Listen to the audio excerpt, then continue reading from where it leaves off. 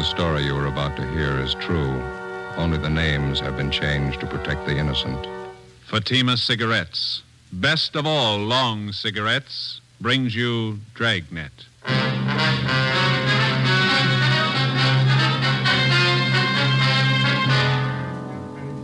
You're a detective sergeant. You're assigned to Juvenile Bureau. A pair of fake talent scouts are at work in your city. Their victims, young girls seeking careers in Hollywood. The criminals are vicious and relentless. Your job, get them. You'll be amazed when you compare Fatima with other long cigarettes. You'll find they now cost the same. But in Fatima, the difference is quality. You see, Fatima is the quality king-size cigarette because it contains the finest Turkish and domestic tobaccos superbly blended. And Fatima is extra mild with a much different, much better flavor and aroma than any other long cigarette. So try comparing Fatima yourself. Fatimas now cost the same as other long cigarettes, but your first puff will tell you... Ah, that's different. Yes, in Fatima, the difference is quality. Ask your dealer for Fatima, the quality king-size cigarette. Best of all long cigarettes. Start enjoying Fatima tomorrow.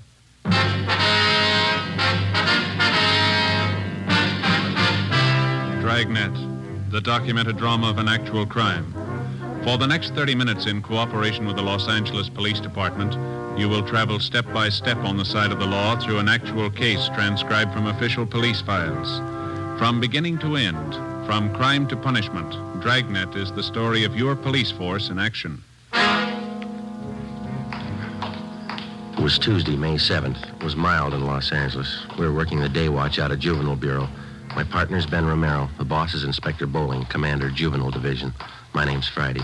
It was 10:13 a.m. when I got to 1335 Georgia Street, second floor. The squad room. Hi. Hi, Ben. Did you pick up that latest run the stats office made for us? No, I don't think they got it ready yet. Notice there in the book it's been ready since yesterday. You were over there. You could have picked it up. Well, yeah. What's the matter with you this morning? Don't you feel good? No, just this stinking cold seems to be settling in my chest. Miserable. Yes, sir? Can I help you? Oh, yes. I'd like some information, please. This is the Juvenile Bureau, isn't it? Yeah, that's right, sir. What can we do for you? Oh, mind if I sit down? I'm climbing those stairs. Takes your breath away. Yeah, sure. Here you are. Thank you. My name's Wayne Kenworthy, officers. I'm out here on a convention. My home is in Minnesota. Mm-hmm. Went out last night with some of the boys at the convention. We stopped at a bar down on your Alvarado Street. Alvarado. Alvarado. Anyway, we were drinking there, and the bartender got to talking to us. Finally offered us some pictures for sale. I got one of them right here. Let's see. Oh, yeah. There you are. I paid him $2 for it.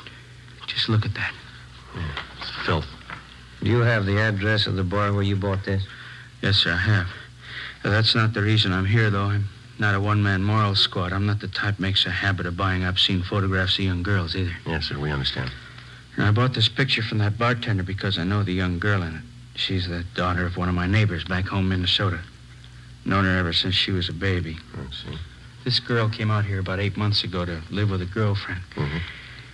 She was crazy for Hollywood, thought she might break into the movies or something. She stopped writing her folks about 2 months ago, hasn't been heard from since. Well, it sounds like a case for a missing persons bureau, Mr. Kenworthy. Well, the girl's folks have already contacted them. Nothing's been turned up. Nothing at all. Then last night, just by an accident, the bartender shows me this photograph. It's that girl, all right, no mistake. Mm. Well, we'll do everything we can to help straighten it out, sir. Well, that young girl I know. I've known her since she was a baby. Good family, good training. She never would have posed for a photograph like this. Rotten filth. She's just not the type, that's all. Yes, sir, we understand. What was this young girl's name, Mr. Kenworthy? Lois Brewster, that's her real name. When she wrote her folks, she was using another name while she was out here. Thought it might help her movie chances. Drake, I think that's what it was. Linda Drake? Yeah, that's right. About 5'4", 115 pounds, dark hair, dark eyes. That's right. Yeah. You know where she is? Oh, yeah, we do. We had her case called to our attention. Where is she? Is she all right? No, sir. She's dead.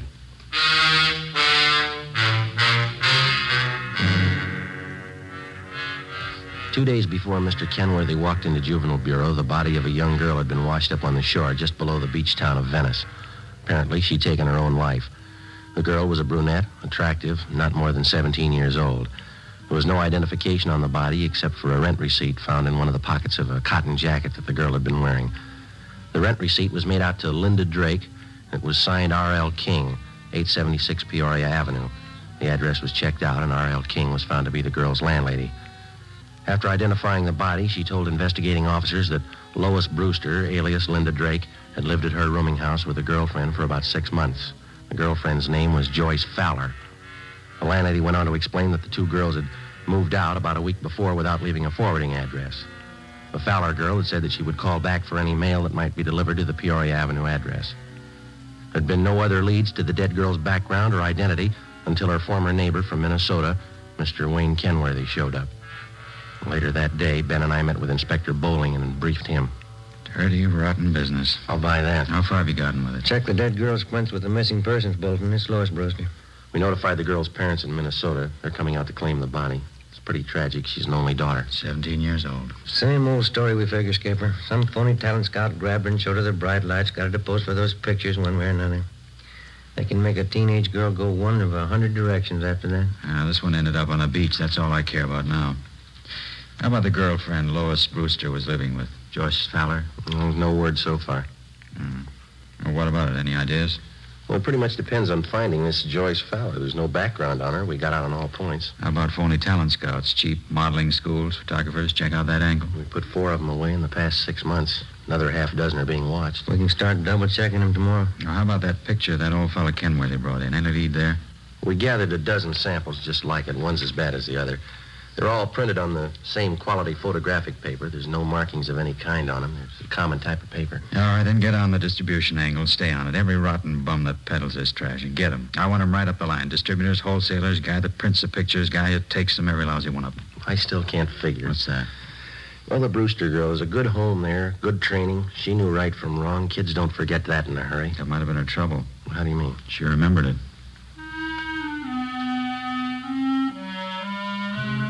Wednesday, May 8th. 6 teams of men from Juvenile Division, working in conjunction with the Detective Bureau, started the drive against the obscene literature and photography traffic. Within 2 weeks, more than a dozen wholesalers, distributors, and small-time peddlers had been apprehended and were awaiting prosecution. But we still had failed to uncover any new leads in the Lois Brewster case. The roommate, Joyce Fowler, the all-important witness in the case, was still missing. No trace of her. The dead girl's parents arrived in the city, claimed the body, and took it back to Minnesota for burial. The drive continued. Another week passed. On May 29th, on a tip from a usually reliable informant, Ben and I checked out a small photographic studio on Sunset Boulevard, operated by an Emil Joseph Martin. He was sullen and uncooperative. We checked through his files. Just what I told you. A few special shots I keep filed away just for laughs. Mm-hmm. Once in a while, a friend drops in. I print one of them up for him. Yeah. Hold that one up to the light. Some of them are nice-looking dolls, huh? I print one up for my friends once in a while. What kind of friends do you have? What? How about this negative here, Martin? Do you mind printing this one up for us now? Sure, officer. My compliments. How many copies you want? One's enough. If you say so. Let's see. Yeah, one of the best. I'll print it up right now. This way.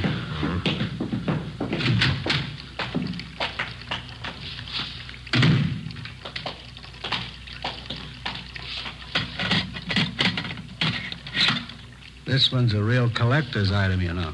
Is that right? A friend of mine got me the negative. $100 it cost me. Worth it, though. I'll make up a couple of prints for you, huh? One's good. Okay, anything you say. You want to get that light switch? Oh, yeah.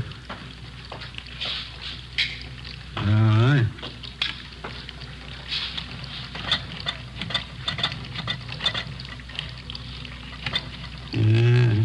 Beautiful negative. You picked a good one, all right. Yeah. Get the paper in here.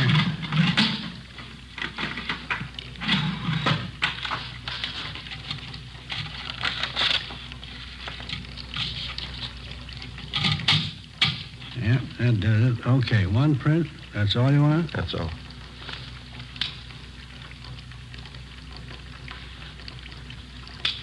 Okay, let's put it in the soup.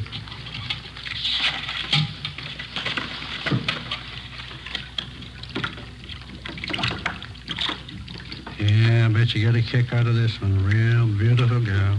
How'd you happen to get a hold of this negative? Did you take the picture? No, a friend of mine got it for me. He cost me a C-note. There we go. Put it in the stubber.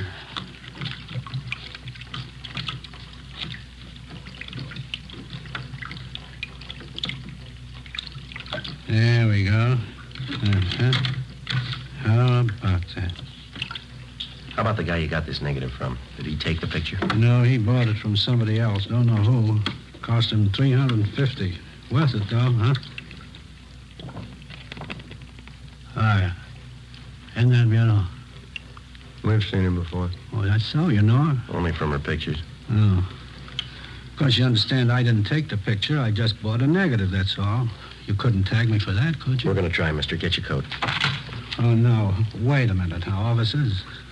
I'm small fry in this operation. You know that. You want the big fish, right? We want all of you. You know who they are? Well, some, maybe. Must be worth something to you. Well, you know better than that, Martin. If you cooperate, we'll mention it in our report. That's all we can do. No promises. Not a very good offer. You're not in a very good position. Yeah. How about it? All right, I'll tell you. Emil J. Martin was booked at city jail for violation of 311 PC. His file of lewd photographs and negatives were impounded and booked as evidence. With the help of information which the suspect had given us, we were able to round up 3 wholesalers and another distributor of obscene books and photographs. Each one of them was questioned thoroughly. We ran into the same old routine. They denied knowing anything about the man who was masterminding the racket or where he was operating from. The Lois Brewster case dragged on. No progress. In virtually every case of tracing the lewd pictures to the point of production, the investigating officers were able to link the small-time peddlers to their distributor and the distributor to the wholesaler. Well, that's where it stopped, a dead end. Beyond that, nobody knew anything about the operation of the racket. Stakeouts were set up at locations where sales and deliveries of obscene material were known to have been made. Nothing happened. The drive stalled. Thursday, June 11th. Well, now, Joe. Yes, Skipper? First piece of news in the month. Policewoman just called it in. Yeah? Lois Brewster's girlfriend, Joyce Fowler. Yeah? She's been found.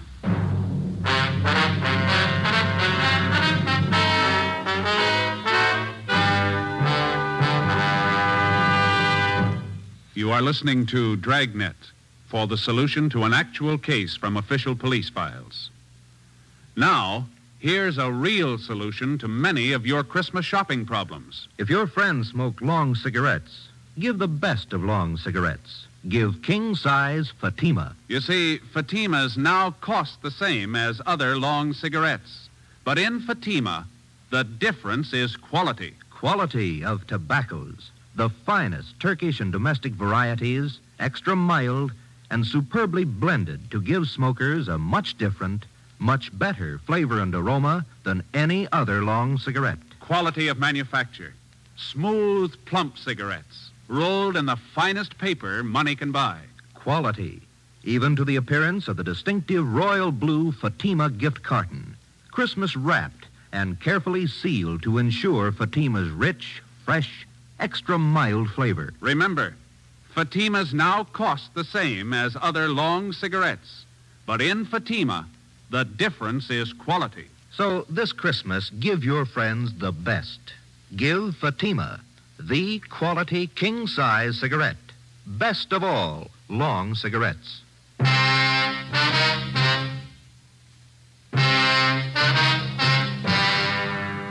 Like most organized crime, the traffic in obscene literature and photographs is a racket jealously guarded because of its heavy profit. It's nationwide, and every year it nets millions of dollars for underworld promoters and their employees. As an organized business, it's one of the most vicious and insidious rackets that exists today, despite the fact that many citizens regard it lightly. Thursday, June 11th, 10 a.m. Ben and I met with policewoman Paula Johnson. She told us that the previous evening, Joyce Fowler, the girl Lois Brewster had been living with, had gotten into a brawl with an unidentified man at a bar on Sunset Boulevard. Police officers arriving at the scene identified her as the missing girl and handed her over to juvenile authorities. At 10:30 a.m., Joyce Fowler was brought to the interrogation room. She was a tall brunette, fairly attractive. She looked older than her age. Together with policewoman Paula Johnson, Ben and I questioned her. I was out on a date with this man. We were sitting at the bar, and he started saying things I didn't like. What a row, that's all. The man seemed quite a bit older than you, Joyce. Was he a good friend of yours? Friend. He was about 50, I guess. I thought he was all right. He wasn't. How old are you, Joyce? 21.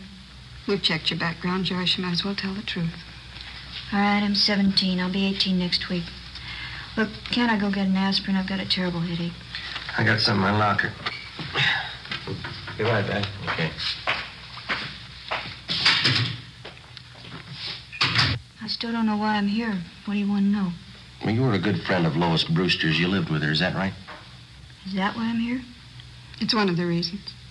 Lois spent 8 months out here before her death. As far as these officers know, you lived with her during those 8 months. We want to find out what happened to her. We want to find out what's happening to you. Nothing's happening to me. I can take care of myself. That's what Lois Brewster thought, Joyce. How about it? You tell us? She didn't know what she was doing. I don't know what happened to her. I'm to blame for bringing her out here, but it's not my fault what happened to her. It's not my fault. Well, whose fault is it? All of them. The whole rotten, dirty bunch of them. Here's your aspirin. Are 2 of them be enough? Thanks. I'll get some water.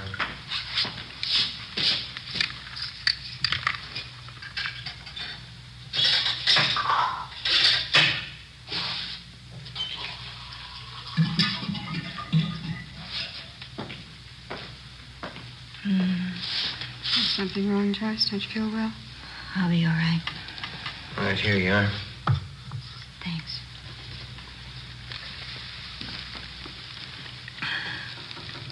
I don't remember too well how it started.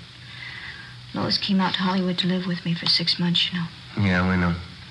We tried to get modeling jobs, bit parts in the movies. We didn't have much luck. We had to eat, pay the rent. So we took jobs as waitresses at a drive-in place out on Santa Monica Boulevard. Are you still working there? No, we were only there 2 weeks, and we got this other job. That's when it started. And what was that? One day, these 2 men drove in with a brand new Cadillac, ordered a couple of Cokes. I could tell they were watching us, Lois and me. When they were leaving, they gave me a card. They said they were talent scouts. They asked us to come to their offices for interviews. You still have the card they gave you? No, I looked for it once. Guess I lost it. Mm-hmm. Would you go on, please? The older fellow's name was Fred Ramus. Other one was Mr. Gilbert. They were both very nice. We didn't think anything was wrong. Didn't you go for the interview? Yes, Lois and I both went. They talked to us a lot, had us read out of a script and walk up and down. They said both of us showed a lot of promise. They said they wanted to be our agents, so we signed a paper.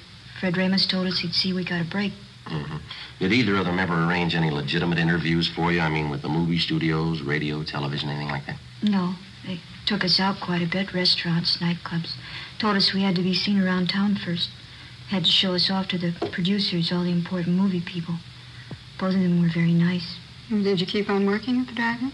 No, they had me and Lois quit the job. They said it wouldn't look right. We still had to eat. We still had to pay our rent. That's when they brought up the idea of the pictures. What pictures do you mean, Joyce? I'm sorry. Could I have some more water, please? Oh, yeah? Fred Ramus and Mr. Gilbert took us out to a big nightclub one night. Fred told us that if Lois and I had some good pictures taken of ourselves, he could show them around and get us jobs as models. That is, till we got a break in the movies. Here you are. Thanks. Mm-hmm. Up to that time, how long had you known these 2 men? About a month and a half. I didn't see anything wrong in it, so Lois and I went to this photographer's studio with Mr. Ramus, and we had our portraits taken. Regular pictures. Oh, excuse me, Joyce. Did both of these men know how old you girls were? We told them the truth. We were both 17. Mm-hmm. And what happened after that? Mr. Ramus came back and said he'd found an advertising agency that wanted to buy pictures of Lois and me. He said we'd get $20 apiece every time we posed. For portraits? No, for posing in bathing suits, pajamas, things like that. They were supposed to be for magazine ads.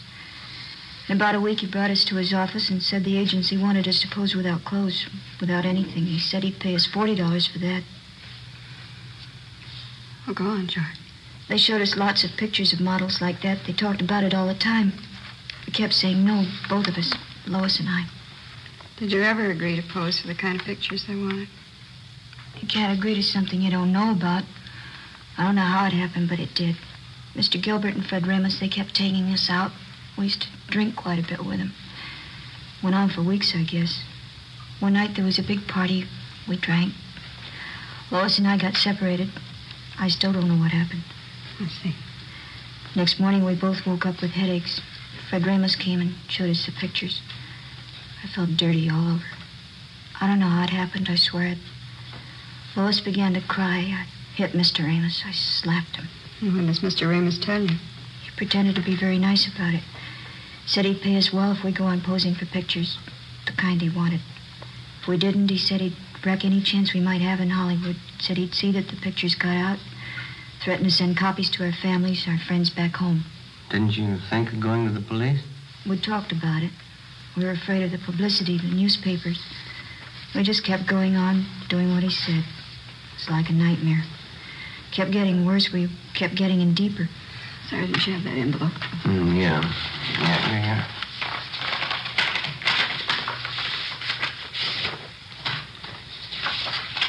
You recognize these pictures, Joyce? Yes. Mr. Ramos and Mr. Gilbert, they have you pose for these? Yes, that's some of them. We always drank a lot, so we wouldn't remember. That's not why Lois is dead, though. Those pictures aren't the reason. Well, how do you mean, Joyce? Ramos and Gilbert, they'd fix up dates for us. They said the men were their friends. 3 or 4 times a week they'd call. We had to go out with them. We had to do what they said.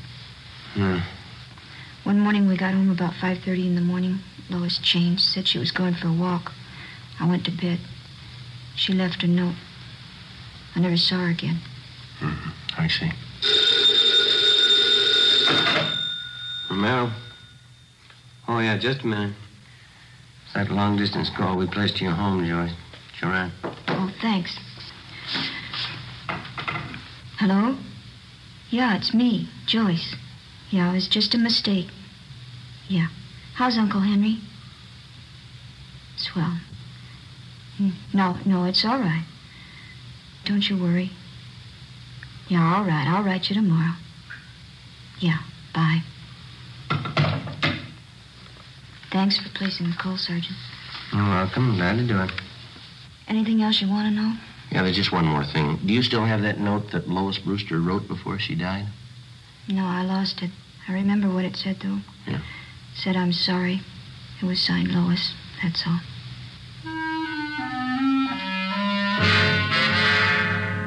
Joyce Fowler supplied us with the addresses of Fred Ramos and his partner, Gilbert. She gave us all the names and addresses of all their friends and employees that she knew of. She also pointed out their offices and base of operations. Inspector Bowling ordered an immediate investigation into the background and business activities of both men. Previously convicted wholesalers and distributors of obscene photographs were called back in and re-questioned. We finally completed the missing link in the supply line from the peddler to the producer. 5 former workers for Ramos and Gilbert fingered them as head men controlling the racket. Their offices and studios were raided and their files seized as evidence. On June 18th, Fred Ramos and his partner, Harold Gilbert, were placed under arrest. What's the pitch, Sergeant? What's this all about? I think you know, Mr. Ramos. You can't tag me on those pictures. You want to get your hat? It's artwork, legitimate artwork. My lawyer can prove that. He better be good. You bet he is. You know, I'm kind of surprised at you cops taking the word of somebody like that Fowler girl. She doesn't know what she's talking about. She's a psycho. Is that right? Why, sure. I tried to do something with her and that girlfriend of hers. I even signed up as her agent. They were hopeless. You've got quite a stack of negatives here. Pictures of both of them, 17-year-olds. They're just candid shots, you know. Spicy for my private collection. There's nothing wrong in that. I figured I'd give the girls a break, let them earn a few bucks. Yeah? Look, I couldn't have treated those girls better. I took them around, showed them the town. Both psychos. I never did trust them. Well, that's the big difference, Ramos. Huh? They trusted you.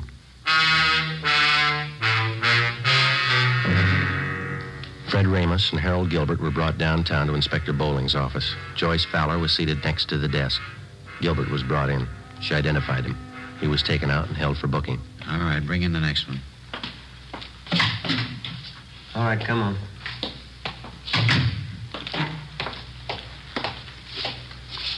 Yeah? Can you identify this man, Miss Fowler? Yes, he's Fred Ramos. What's the trouble, Joyce? Weren't you satisfied with what I was paying you? Could have settled this between ourselves. If you had any beef, you could have come to me. You're lucky, Fred. I'd kill you now if I could. Oh, Joyce, Oh, come you're on now, crazy. sit down. All right, Sloan, take him out. Joyce, sit down. Come on, sit down. Be back in a minute, Joe. All right.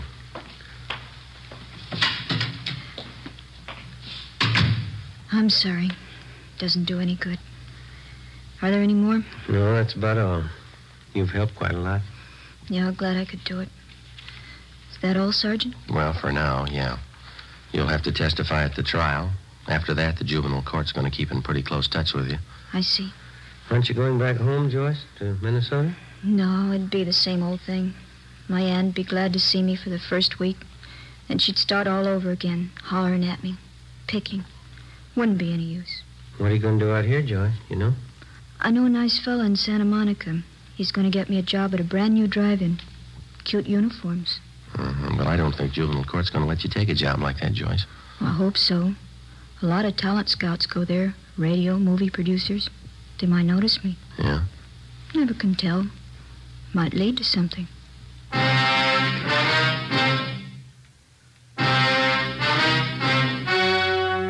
The story you've just heard was true. Only the names were changed to protect the innocent.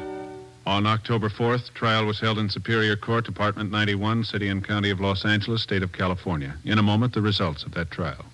Now, here is our star, Jack Webb. Thank you. To get year-round thanks for the gift that you give this Christmas, why not give Fatimas to every long cigarette smoker on your list? Their first pack of extra mild Fatimas will have them convinced, like I am, that in Fatima, the difference is quality. And Christmas Fatimas come in a distinctive royal blue slip-over jacket that makes a perfect gift just as is. Remember, Fatimas now cost the same as other long cigarettes, but in Fatima, the difference is quality. Give Fatimas, the quality king-size cigarette, to every long cigarette smoker.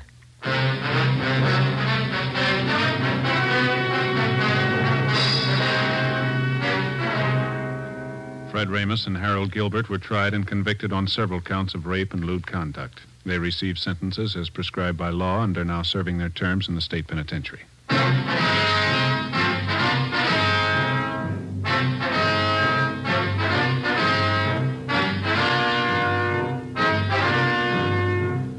You have just heard Dragnet, a series of authentic cases from official files.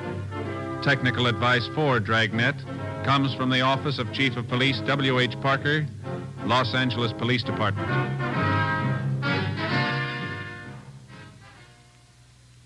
This is Bob Hope. Can we steal a second?